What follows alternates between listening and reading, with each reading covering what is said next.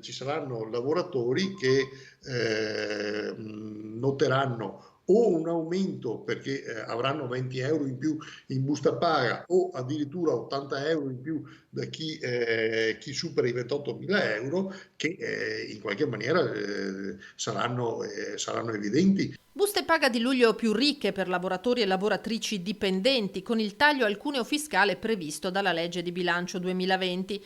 Nel mare dei provvedimenti di sostegno al reddito seguiti all'emergenza sanitaria può essere sfuggita l'applicazione dal 1° luglio degli sgravi IRPEF che di fatto sostituiscono il cosiddetto bonus Renzi, che interessava i lavoratori con reddito dai 15.000 ai 25.000 euro. Ora la platea dei beneficiari si è allargata fino ai 40.000 euro di reddito. Chi guadagna tra i 28.000 e i 35.000 euro avrà una detrazione di almeno 80 euro mensili, cosa che prima non era prevista, mentre fino chi percepisce tra i 24.600 e i 28.000 euro avrà diritto a un beneficio che sarà fino a un massimo di 100 euro al mese.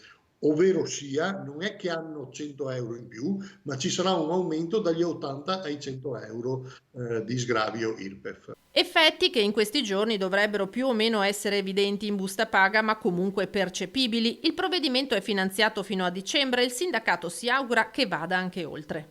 Noi riteniamo che nel 2021 debba diventare non soltanto estesa a tutto l'anno, ma addirittura una misura strutturale, nel senso che le tasse devono essere effettivamente in maniera strutturale diminuite nel costo del lavoro. Ovviamente in questa fase ancora di più perché c'è una necessità di far ripartire la domanda interna e per far ripartire la domanda interna bisogna mettere dei soldi in tasca ai lavoratori.